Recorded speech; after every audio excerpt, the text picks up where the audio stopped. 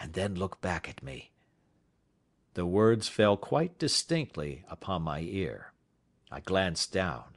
They could only have come from the old man at my side, and yet he sat now as absorbed as ever, very thin, very wrinkled, bent with age, an opium pipe dangling down from between his knees as though it had dropped in sheer lassitude from his fingers. I took 2 steps forward and looked back. It took all my self-control to prevent me from breaking out into a cry of astonishment. He had turned his back so that none could see him but I. His form had filled out, his wrinkles were gone, the dull eyes had regained their fire, and there, sitting by the fire and grinning at my surprise, was none other than Sherlock Holmes. He made a slight motion to me to approach him, and instantly, as he turned his face half round to the company once more, subsided into a doddering, loose-lipped senility. "Holmes," I whispered, "what on earth are you doing in this den?" "As low as you can," he answered. "I have excellent ears. If you would have the great kindness to get rid of that sottish friend of yours, I should be exceedingly glad to have a little talk with you." "I have a cab outside." "Then pray send him home in it. You may safely trust him, for he appears to be too limp to get into any mischief. I should recommend you also to send a note by the cabman to your wife to say that you have thrown in your lot with me.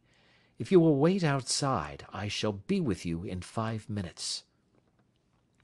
It was difficult to refuse any of Sherlock Holmes's requests, for they were always so exceedingly definite, and put forward with such a quiet air of mastery. I felt, however, that when Whitney was once confined in the cab my mission was practically accomplished, and for the rest, I could not wish anything better than to be associated with my friend in one of those singular adventures which were the normal condition of his existence. In a few minutes I had written my note, paid Whitney's bill, led him out to the cab, and seen him driven through the darkness. In a very short time a decrepit figure had emerged from the opium den, and I was walking down the street with Sherlock Holmes. For 2 streets he shuffled along with a bent back and an uncertain foot. Then, glancing quickly round, he straightened himself out and burst into a hearty fit of laughter. "I suppose, Watson," said he, "that you imagine that I have added opium smoking to cocaine injections, and all the other little weaknesses on which you have favoured me with your medical views." "I was certainly surprised to find you there." "But not more so than I to find you." "I came to find a friend."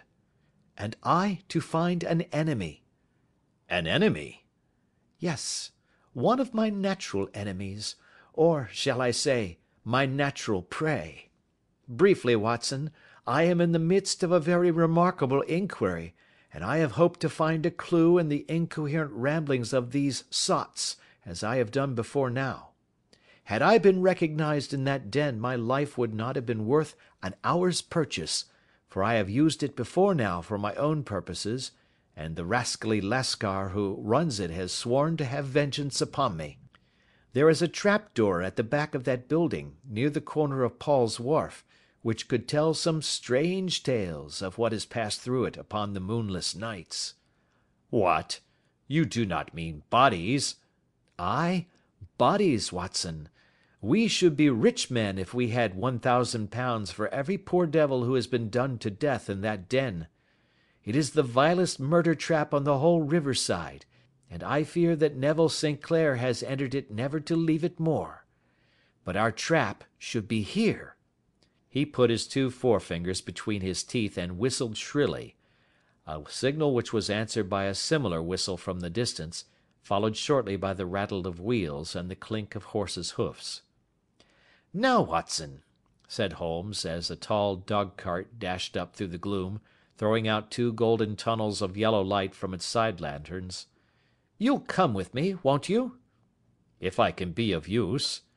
"Oh, a trusty comrade is always of use, and a chronicler still more so. My room at the Cedars is a double-bedded one." "The Cedars?" "Yes, That is Mr. St. Clair's house. I am staying there while I conduct the inquiry." "Where is it, then?" "Near Lee, in Kent. We have a 7-mile drive before us." "But I am all in the dark." "Of course you are. You'll know all about it presently. Jump up here. All right, John, we shall not need you. Here's half-a-crown. Look out for me tomorrow about 11. Give her head. So long, then." He flicked the horse with his whip, and we dashed away through the endless succession of sombre and deserted streets, which widened gradually until we were flying across a broad balustraded bridge, with the murky river flowing sluggishly beneath us. Beyond lay another dull wilderness of bricks and mortar, its silence broken only by the heavy, regular footfall of the policemen, or the songs and shouts of some belated party of revellers.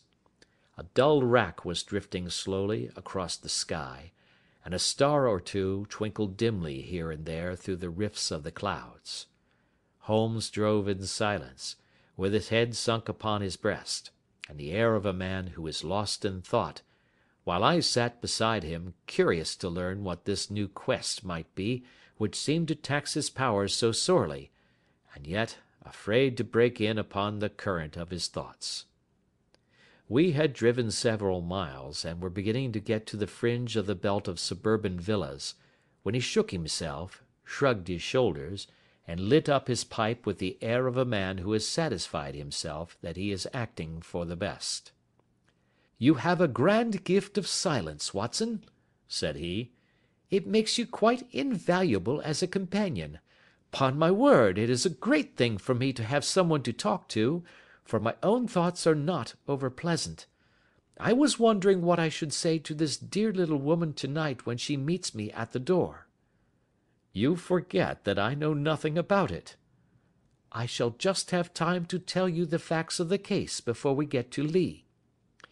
It seems absurdly simple, and yet, somehow I can get nothing to go upon. There's plenty of thread, no doubt, but I can't get the end of it into my hand.